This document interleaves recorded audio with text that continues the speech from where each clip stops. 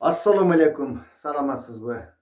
Sırgak degen janakı mırzaga Bolot Temirov surоо berdi. Siz oşol işlerdi jasap жатканыңызды, ошол офисте жүргөнүңүздү, чын эле өзүңүздүн ушул коррупциялык ишти кылып жаткандыгыңызды моюндайсызбы деп ошол эле учурда менин да силерге суроом бар, журналисттер. Мен да суроо бергим келет деп аларга кандайдыр бир жооп берүүдөн качкан сыяктуу шумкар деген мындай адилеттүүлүк кандай деп койсок экен, ошону талап кылган биз уюмду түзүп жатабыз деген мессеждер менен кечээ күнү ошол 3-4 чет жакада жүргөн биздин кандай деп койсок экен, активист, блогер, журналисттерибиздин дагы кезектеги эмеси чыкты, берүүсү чыкты, журналы чыкты дейин деп калыпмын. Ошолордун тегерегинде сүйлөшөбүз. Сиздер Десин ТV YouTube каналындасыздар. Атым Бакыт, мен блогермин. Урматтуу көрөрмандар, кечээ күнү өзүңүздөр албетте көрдүңүздөр болуш керек. Жанакы Сыргак деген мырзага көбүнчө журналисттер суроолорду берди. Ошондой эле Сыргак мырза дагы өзү дагы журналисттерге суроолорду берди. Бул кандай өңүттө өттү? Мен бул Сыргак мырзанын ушул аракеттерине баа бергенимде өткөндө деле байкагандырсыздар. Мен бул жигитти өтө герой, баатыр, кыйын экенин, эл үчүн иштеген ушундай ак жүрөк, патриот, өзү айткандай мекенчил деген бааны деле берген жокмун. Анткени бул кечээ эле ошол офистин төрүндө отурган болчу. Кандайдыр бир көп мезгилдерге чейин үндөй эле жүргөн. Анан ошол өзүнүн негизги койгон талаптары мына кечээ күнү анык болду сүйлөгөн сөзүндө. Талаптары аткарылбай калгандан кийин анан чет жака чыгып кетип, мына ушундай сөздөрдү сүйлөп жатат да. Менин эми жеке баам боюнча Азамат сүйлөп жатат, ошондой офистерди айтты. Эми андай офистердин президенттин үй бүлөсүнүн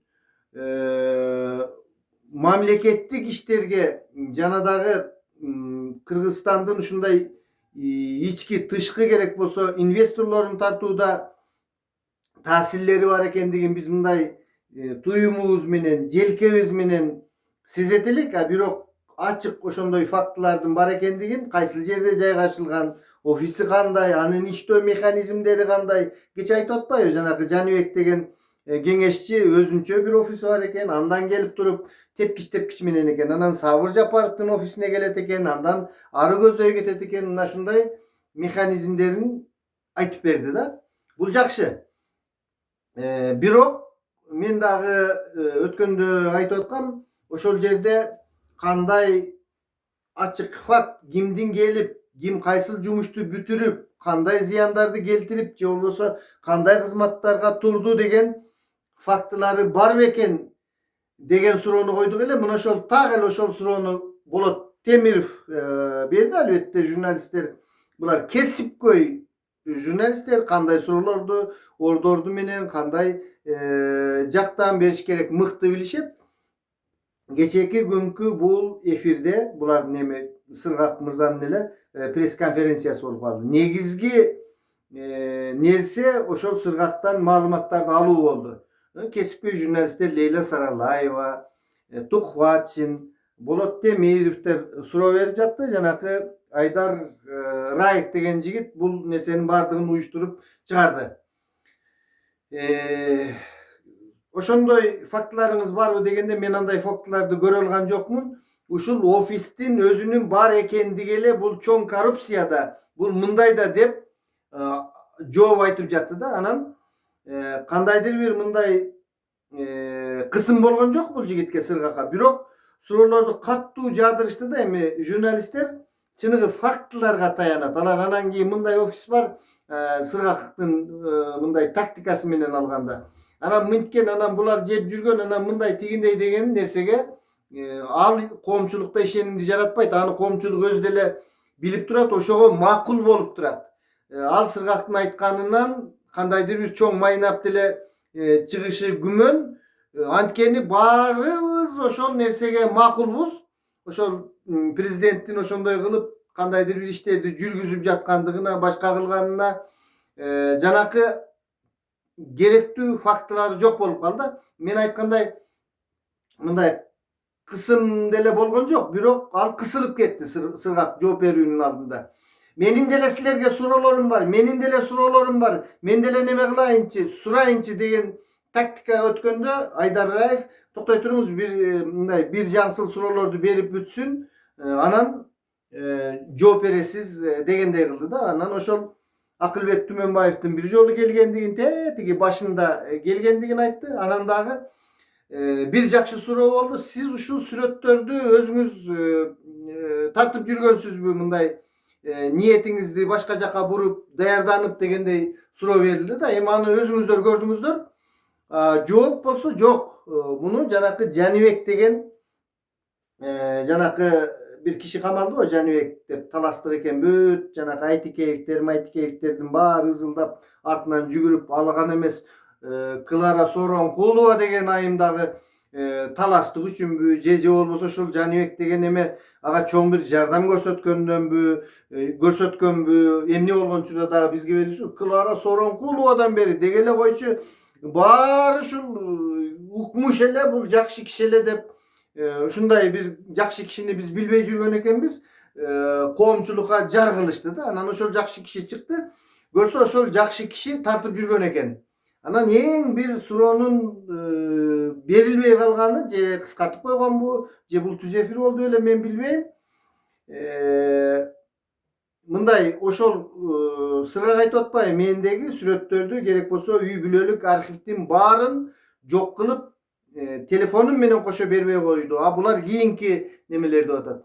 Ошол Жаныбек деген мырза, жакшы киши, кандайча ошол сүрөттөр буга ошол чет өлкөгө келип калды. Демек, ошол Жаныбек деген киши өзү жөнөтүп жатабы бул сүрөттөрдү? Муну камсыз кылып, маалыматтар менен могу сүрөттү чыгар, могуну деп куратор болуп биягынан. Ушул жагына түшүнбөй калдым да. Эгер мурунку сүрөттөр жок болсо, анан бул кийинки үчүнчү тарап тарткан сүрөт болсо, бул сүрөт кандай жол менен бул кишиге түшүп калды, Сыргакка? Ушул жагынан мен көп түшүнбөдүм да. Же ал Жаныбек өзү кийин буга бергенби, анан ошол кечиресиздер, телефондогу немелерди чыгардыбы, кандай болду? Ушул механизмдерин мындай кайсыл булактан алынды тактап коюшса жакшы болмок да. Эми негизги мындай баа бере турган болсок, албетте болчу нерсенин тезирээк болгону жакшы.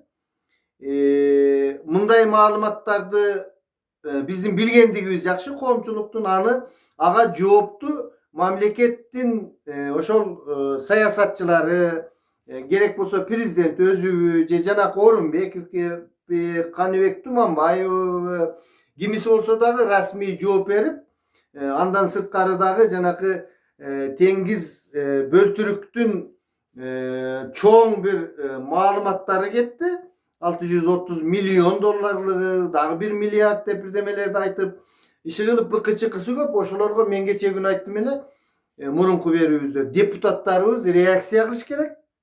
Буга чейин реакция болгон жок. Балким мына бул каникулдан келгенден кийин биринчи ушул нерсени карашса дагы коомчулукка жооп болуп калмак эле да. Эми эң негизги нерсесин айталы. Теңиз Бөлтүрүк менен Сыргак Кенжебаев фамилиясын эместедим. Кенжебаевдин бул чыгуу себептерин, ал эми берки журналисттер буга чейин эле болгонда, Болот Темиров, Лейла Саралаева, Ринат Тухватшин, клубтун жетекчиси, булар мурдатан эле өзүнүн позициясын көрсөтүп, ошол медиада өздөрүнүн орду бар эле. Оппозициялык мындай маанайдагы. Аларды экстремисттер деп, алардын чыгаргандарын бөлүштүрүүгө болбойт, башкага болбойт.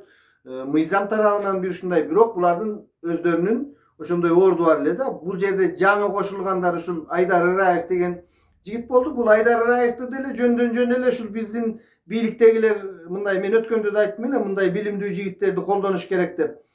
Teskersinçe bular bir ayda arayıp bir malumatты aytıp koygondan keyin ele anın pasportlarını çıkarıp başka kılıp jöndön jönüne anın içindeki acılardı oygotup düşmanга aylantып aldı da mına ошонун негизинде мына бул эфирлер болуп жатат. Эми боло турган нерсенин бизге болгону жакшы. Биз карапайым адам катары көрүп тургандыгыбыз жакшы. Эми жанакы теңиз бөлтүрүк маалыматтарды биринчи бул баягы камчыбек ташыйып кеткенден кийин өзүнүн келинчеги аркылуу чыгара баштады.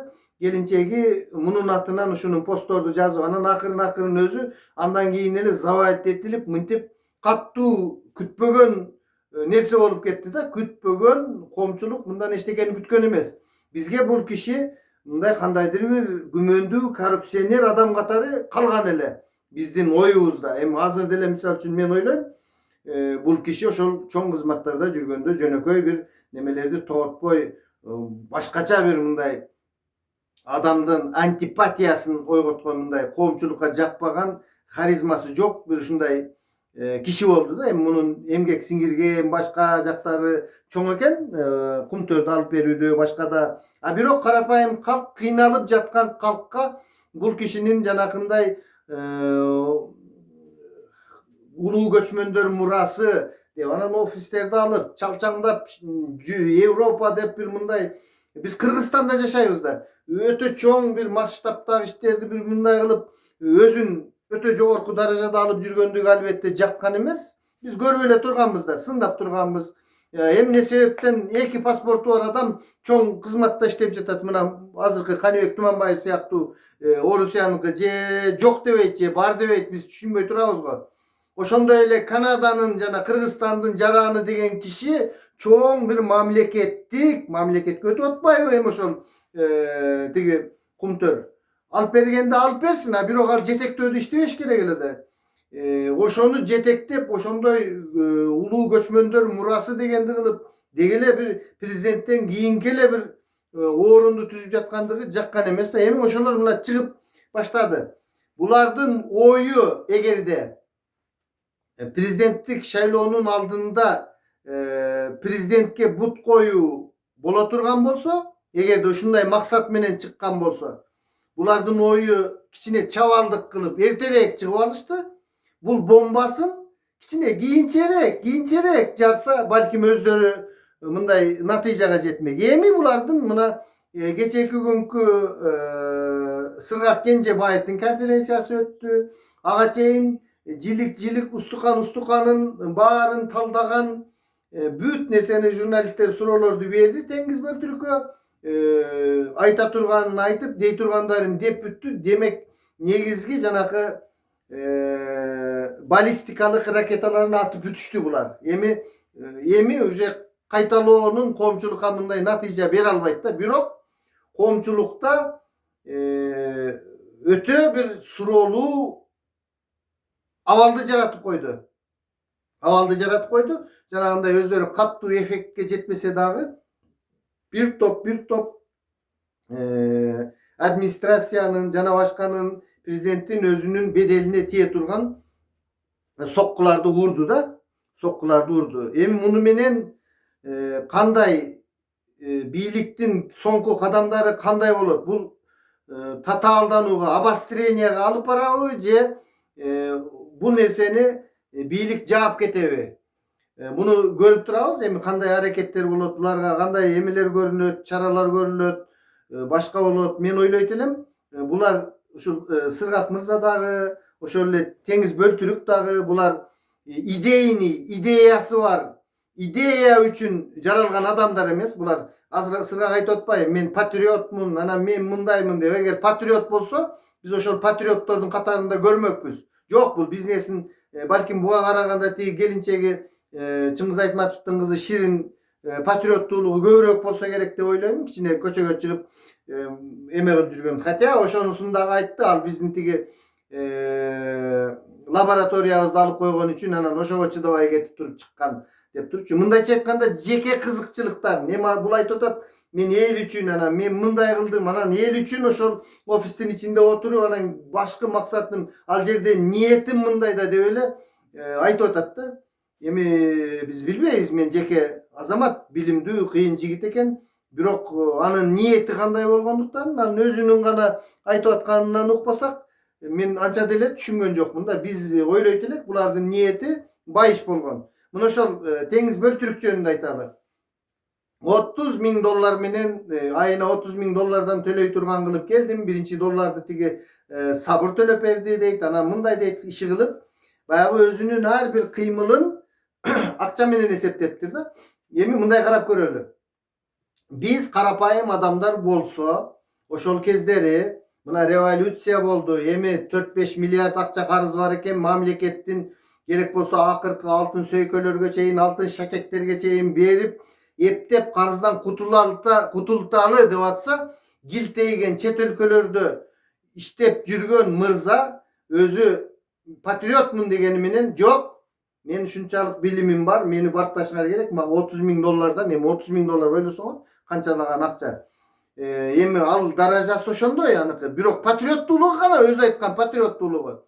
Байкуштар, кыргыздар биякта, могу көк мээбиз да биз мындай маңкурт.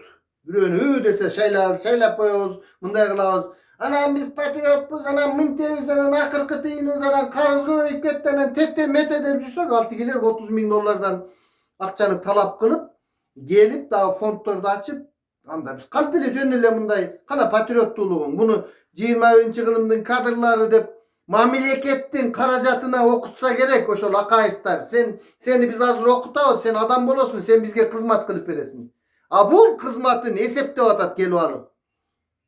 Анан ушул адамдар, ушул Сыргак менен ушул, эгер Сыргакка ошол Садыр Жапаровдардын командасы жанакы лабораториясын алып берип, тиги проектлерин ишке ашырып койгондо болду. Бул сүйлөмөк да эмес. Тиги теңиз бөлтүрүк эгерде ушул кезге чейин дагы деле ошол командада жүргөн болгондо сүйлөмөк эмес.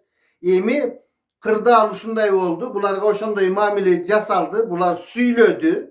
Албетте жакшы бул нерсеси. Эч ким эчтеке дебей койгондон көрө сүйлөгөнү жакшы.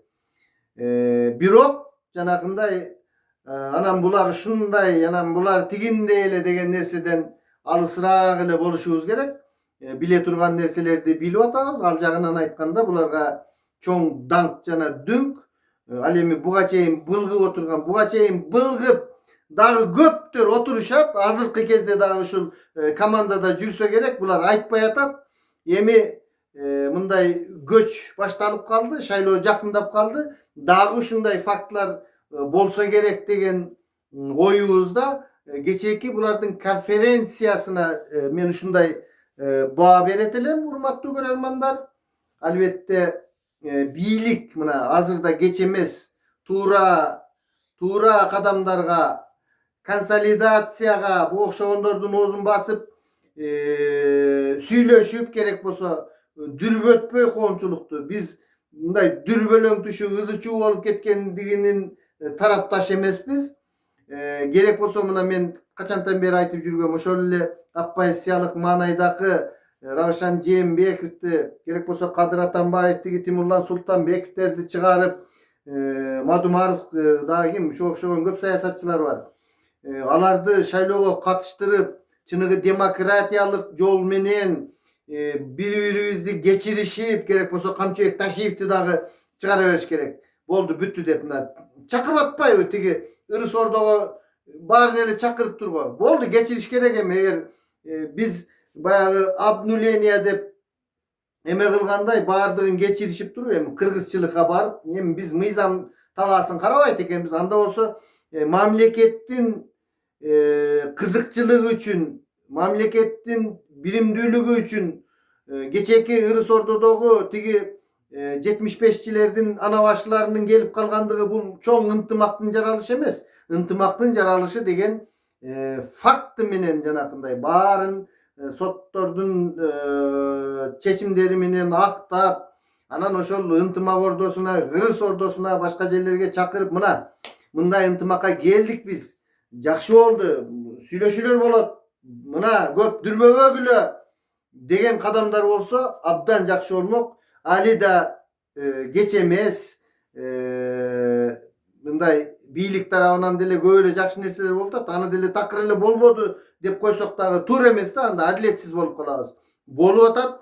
Ошол нерселерди дагы жанакы балким ошол президенттин чекесиндеги адамдар уюштургандыр, же кандай болгондур. Кандай болгон учурда да ушундай кырдаалга келип калдык.